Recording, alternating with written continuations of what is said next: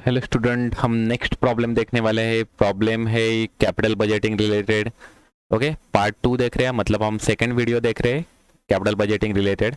Okay, तो नया series हम देख रहे हैं, free online classes learn with Sagar. Okay, मेरा चैनल है लर्न विद सागर। मेरे चैनल को सब्सक्राइब कीजिए। कभी आप फर्स्ट टाइम विजिट कर रहे हैं तो लाइक कीजिए वीडियो, शेयर कीजिए वीडियो। ओके, और फ्री ऑनलाइन क्लासेस भी बता रहा हूँ। एक्चुअली फ्री ऑनलाइन क्लासेस है, लेकिन आपको कभी ऐसे लगता है कि मैं जो वीडियो बना रहा हूँ आपको हेल्पफुल हो रहे हैं तो आप मुझे वॉलंटरीली कंट्रीब्यूट कर सकते हो। ओके, ये मेरा यूपीआई आईडी है। ओके, कंपलसरी नहीं है, लेकिन वॉलंटरी आप कंट्रीब्यूट कर सकते हो। Okay, so let's start. हम प्रॉब्लम देखते हैं अभी। ये problem number 48, the expected cash flow of the project are as follow. ये कैश फ्लो दिया हुआ है, देखिए ये जीरो बताया है और ये -1,00,000 रुपीज बताया है।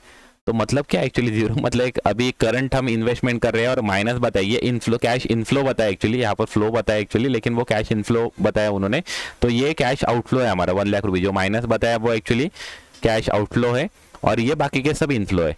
मतलब फर्स्ट ईयर को हमें 20,000 रुपीज मिलने वाले हैं उस प्रोजेक्ट से, सेकंड से 30,000, थर्ड फोर्थ से, मतलब ऐसे एक्चुअली हमें अमाउंट रिसीव होने वाली है। ये इनफ्लो है और ये आउटफ्लो है 1,00,000 रुपीज। ओके, तो इनिशियल आउटले कितना है, इनिशियल आउटफ्लो कितना है 1,00,000 रुपीज है और ये सभी इनफ्लो है।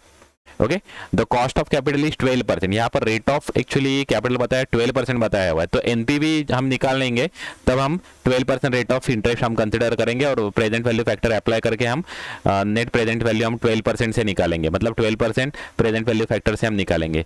ओके, उसके बाद में प्रॉफिटेबिलिटी इंडेक्स पीआई मतलब और पे बैक पीरियड हमने निकालने को बोला है। पे बैक पीरियड एक्चुअली दो टाइप के एक्चुअली पे बैक पीरियड रहते हैं। एक सिंपल पे बैक पीरियड, हम इस प्रॉब्लम में मैं दोनों निकाल के आपको दिखाऊंगा, डिस्काउंटेड पे बैक पीरियड भी निकाल के दिखाऊंगा और सिंपल पे बैक पीरियड भी निकाल के दिखाऊंगा। ओके, और आईआरआर एक्चुअली पूछते हैं, एक्चुअली यहाँ पर इस प्रॉब्लम में भी आईआरआर एक्चुअली पूछा है, लेकिन प्रेजेंट वैल्यू का एक्चुअली चार्ट हमारे पास अवेलेबल नहीं है। तो चार्ट अवेलेबल रहेगा तभी हम इस सिचुएशन में आईआरआर फाइंड आउट कर सकते हैं, नहीं तो उन्होंने एक्चुअली रेट देना चाहिए था। ये 12% एक रेट दे दिया और एक रेट देना चाहिए था, तो उसके कंपैरिजन करके हम आईआरआर निकाल सकते थे, लेकिन अभी प्रॉब्लम में दूसरा रेट दिया नहीं है, तो इसकी वजह से आईआरआर निकालना एक्चुअली पॉसिबल नहीं है। ओके, तो ये मेथड में यहाँ पर सॉल्व नहीं करूंगा, मैं एक्चुअली फर्स्ट 3 मेथड से यहाँ पर सॉल्व करूंगा और एक मेथड उसमें ऐड कर दिया, वो रहेगी डिस्काउंटेड पे बैक पीरियड। ये और एक मेथड में यहाँ पर सॉल्व करूंगा, discounted pay back period. Okay, ये मेथड भी मैं एक सॉल्व करूंगा यहाँ पर। ओके, इस तरह से। ओके, तो देखते स्टार्ट करते प्रॉब्लम। ये देखिए सेम फॉर्मेट हम यूज करेंगे। ओके, अब देखो सेम फॉर्मेट हम यूज करेंगे यहाँ पर। अभी एक ही प्रोजेक्ट है तो इसकी वजह से दूसरा एक्चुअली प्रिपेयर करने का कुछ मतलब ये दूसरा एक्चुअली नहीं हमें प्रिपेयर करने के, यहाँ पर एक ही प्रोजेक्ट है, प्रोजेक्ट का नाम पता नहीं है एक्चुअली। ओके,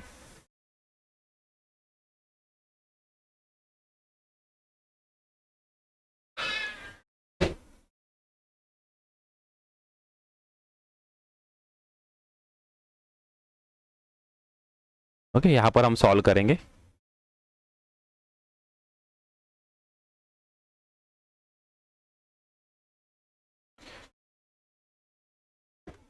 ओके, फर्स्ट हमें क्या फाइंड आउट करने का है, हम फर्स्ट मेथड आप सॉल्व कर रहे हैं actually net present value method है, यहाँ पर लिख दो net present value method.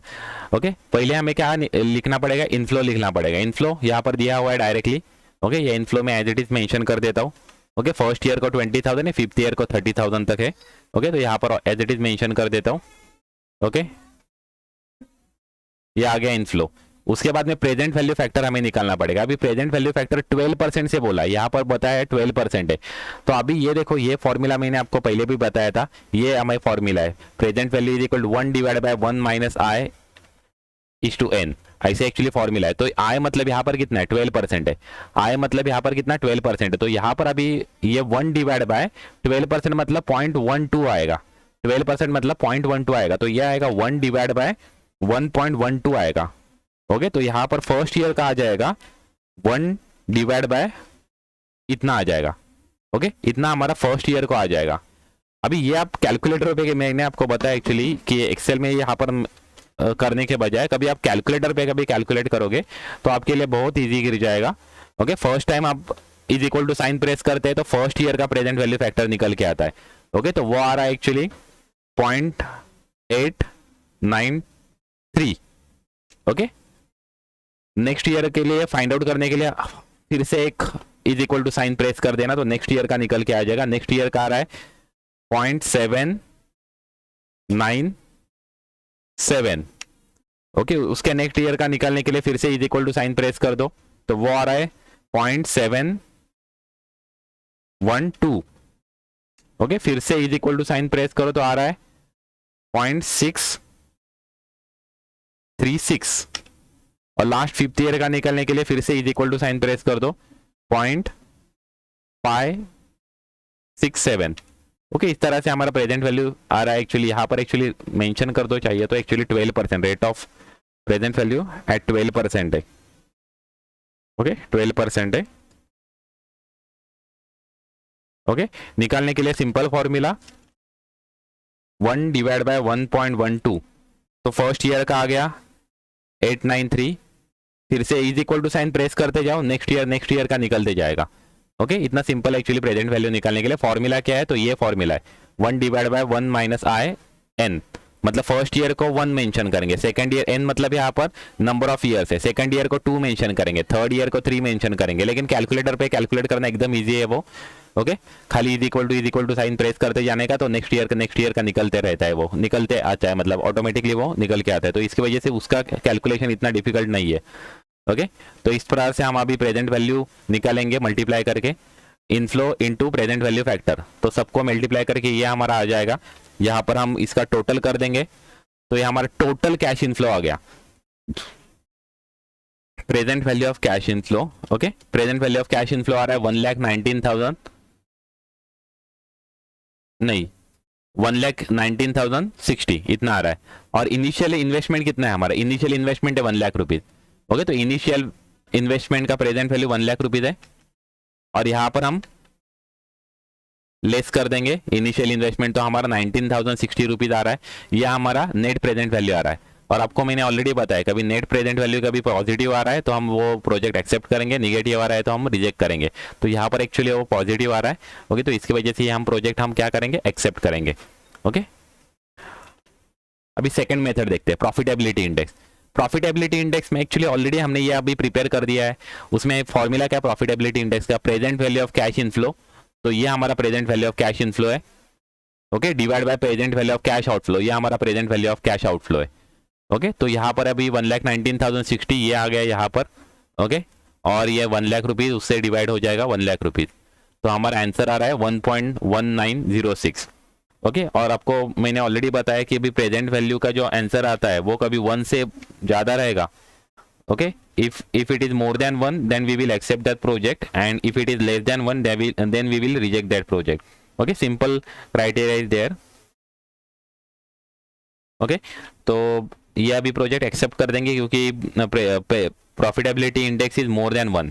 Okay, profitability index is more than 1, that's why we will accept that project. Okay, so as per second method we will accept that project, as per first method also we will accept that project, as per net present value we will accept the project, as per profitability index we will accept that project. Now we will see the third method, payback period. Okay, we will first see the simple payback period. Okay, simple means we will not consider the discounting payback. Okay, we will first calculate the simple payback period method as per simple payback period method. Okay, okay, तो पहले inflow mention कर दो। Inflow सभी year का मैं inflow पहले mention कर देता हूँ, उसका हमें क्यूमुलेटिव निकालना पड़ेगा।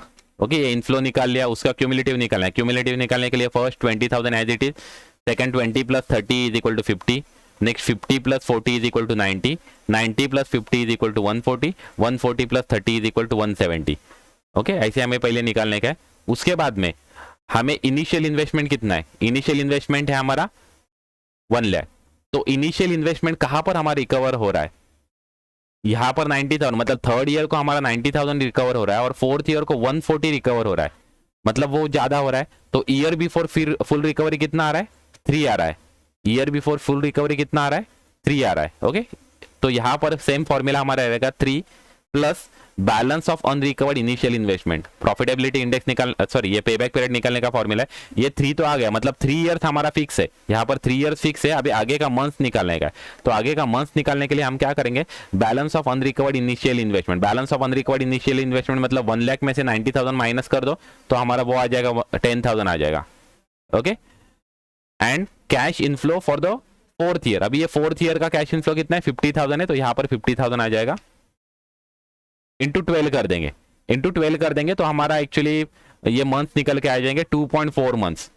ओके, इंटू 12 करेंगे तो 2.4 मंथ्स, तो हमारा ये अभी आंसर एक्चुअली कंप्लीट हो गया यहाँ पर इस तरह से।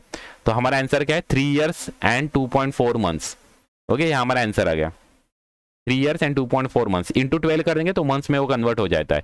ओके, 12 से मल्टीप्लाई करने से हमारा कितना आंसर आ रहा है, ये देखो इस तरह से हमारा आंसर आ रहा है। 12 से मल्टीप्लाई करने से पहले 0.2 आ रहा है। ओके, 0.2 इंटू 12 कर दोगे तो आपको 2.4 मेंशन मिल जाएगा, मतलब 2.4 मंथ्स ये निकल के आ जाएगा इंटू 12 कर दोगे तो। ओके, तो ये हमारा कंप्लीट हो गया 3 इयर्स एंड 2.4 मंथ्स। ये हमारा पेबैक पीरियड है। अभी एक्चुअली पेबैक पीरियड मेथड के लिए कौन सा एक्सेप्ट और रिजेक्ट करने के लिए एक्चुअली अभी यहाँ पर एक कंपनी की क्या पॉलिसी है उस तरह से एक्चुअली यहाँ पर ये प्रोजेक्ट एक्सेप्ट करेंगे या रिजेक्ट करेंगे वो डिपेंड करेगा।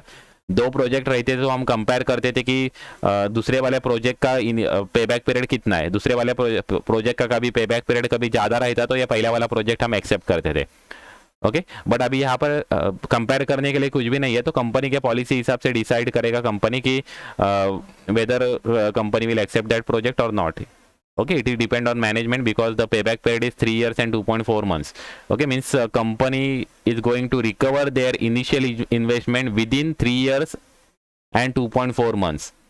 Okay, तो 3 years and 2.4 months में वो actually investment recover करने वाला है। Okay, इसका actually मतलब वो है। अभी एक्चुअली हम डिस्काउंटेड नेक्स्ट मेथड देखेंगे, डिस्काउंटेड पेबैक पीरियड वो कैसे कैलकुलेट करते हैं। तो वो कैलकुलेट करने के लिए ना, बाकी ये जैसे पेबैक पीरियड हमने कैलकुलेट किया ना नॉर्मल इनफ्लो से, तो डिस्काउंटेड पेबैक पीरियड में हम प्रेजेंट वैल्यू से वो कैलकुलेट करते हैं। मतलब ये क्यूमुलेटिव यहाँ पर हमने कौन सा किससे क्यूमुलेटिव किया, नॉर्मल इनफ्लो से क्यूमुलेटिव किया, प्रेजेंट वैल्यू से क्यूमुलेटिव नहीं किया। ओके, तो अभी यहाँ पर हम क्यूमुलेटिव इनफ्लो निकालेंगे डिस्काउंटेड पेबैक पीरियड में, लेकिन वो प्रेजेंट वैल्यू का रहेगा। ओके, प्रेजेंट वैल्यू का क्यूमुलेटिव हम निकालेंगे, मतलब ये ऐसे निकालेंगे। ओके, ये फर्स्ट ईयर का आ गया, सेकंड ईयर को कितना आएगा, ये प्लस ये, इस तरह से हम निकालेंगे।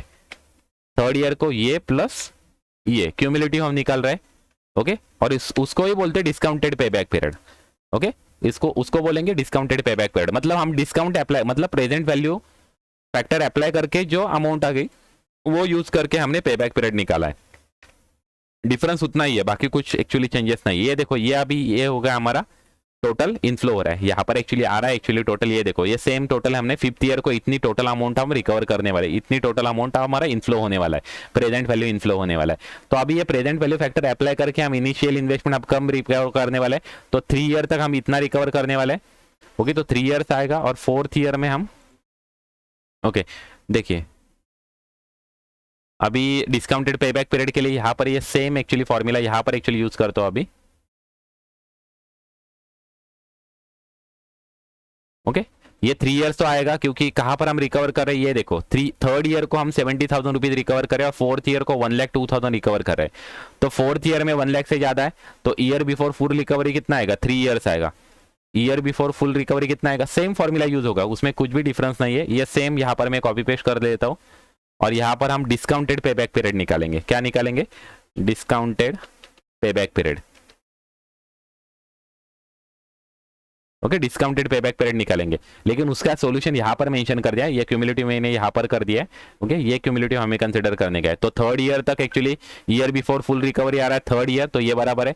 उसके बाद में balance of unrecovered initial investment, तो बैलेंस ऑफ अनरिकवर्ड इन्वेस्टमेंट कितना है, 1 लाख, हमारा इनिशियल इन्वेस्टमेंट है 1 lakh, minus year before full recovery से जितना रिकवर हो रहा है वो, तो आ रहा है वो 29,750 डिवाइड बाय 4th ईयर को कितना एक्चुअली हमारा प्रेजेंट वैल्यू फैक्टर हम रिकवर कर रहे हैं 31,800। ओके, तो डिवाइड बाय 31,800 आएगा। ओके, यहाँ पर डिवाइड बाय 31,800। ओके, इंटू 12 कर देंगे तो आ रहा है एक्चुअली ये हमारा आ रहा है मतलब डिवाइड बाय 12 कर ये डिवाइड करके हमारा ये आंसर आ रहा है। ओके, और मंथ्स में निकालेंगे तो ये मंथ्स आ रहा है 11.22 मंथ्स आ रहा है, तो यहाँ पर आंसर आ जाएगा 3 years and 11.23 मंथ्स। ओके, तो अराउंड 4 years हो गए एक्चुअली रिकवर करने के लिए। ओके, तो as per discounted pay back period हमारा इतना एक्चुअली पे बैक पीरियड आ रहा है, और एज पर नॉर्मल पे बैक पीरियड हमारा ये पे बैक पीरियड आ रहा है। ओके, एज पर डिस्काउंटेड इतना आ रहा है, एज पर नॉर्मल पे बैक पीरियड इतना आ रहा है। ओके, यहाँ पर हमने टाइम वैल्यू कंसिडर कर लिया, यहाँ पर हम टाइम वैल्यू कंसिडर नहीं कर रहे, इतना ही खाली डिफरेंस है। ओके, यहाँ पर हम प्रेजेंट वैल्यू अप्लाई करके हम पे बैक पीरियड निकाल रहे हैं, ये क्यूमुलेटिव पे बैक पीरियड का डिस्काउंटेड पे बैक पीरियड का हम कर रहे हैं। ओके, मतलब डिस्काउंटेड प्रेजेंट वैल्यू का हम डिस्काउंटेड वैल्यू है उससे हम निकाल रहे हैं, इतना खाली डिफरेंस है। ओके, ये एक्चुअली करंट प्रॉब्लम में पूछा नहीं था, लेकिन हमने कैलकुलेट करके आपको दिखा दिया कि कैसे निकालते। डिफरेंस क्या था, नॉर्मल पे बैक पीरियड में हम नॉर्मल इनफ्लो कंसिडर करते, और डिस्काउंटेड पे बैक पीरियड में हम डिस्काउंटेड इनफ्लो कंसिडर करते। मतलब प्रेजेंट वैल्यू अप्लाई करके, प्रेजेंट वैल्यू फैक्टर अप्लाई करके जो डिस्काउंटेड वैल्यू है वो हम कंसिडर करते, इतना खाली डिफरेंस है। ओके, बाकी पूरा प्रॉब्लम एक्चुअली सेम रहता है। ओके, तो ये हम प्रॉब्लम नंबर एक्चुअली 12 देख रहे थे, सेकंड देख रहे थे एक्चुअली। ओके, चैनल के आप कभी नए हो तो चैनल को सब्सक्राइब कीजिए, लाइक कीजिए वीडियो, शेयर कीजिए वीडियो, और आपको कभी वीडियो मेरे पसंद आ रहा है, मतलब आपको हेल्पफुल हो रहा है और आपको लग रहा है कि मैं इतना वीडियो बना रहा हूँ तो मुझे हेल्प करना चाहिए, तो ये UPI ID है मेरा। ओके, इस पर आप मुझे जीपे कर सकते हो। ओके, फ़ोन पे जीपे कर सकते हो। Okay, thank you very much for watching full video. Okay, पूरा एक्चुअली सभी टॉपिक के वीडियो में अपलोड करने वाला हूँ। ओके, तो एक पूरा एक्चुअली कोर्स प्रिपेयर हो जाएगा, पूरा एक एक्चुअली FY से MCOM तक के सभी क्लासेस का एक्चुअली आप सभी ईयर का क्लासेस आपको मैं रेडी कर रहा हूँ actually. Okay, thank you very much.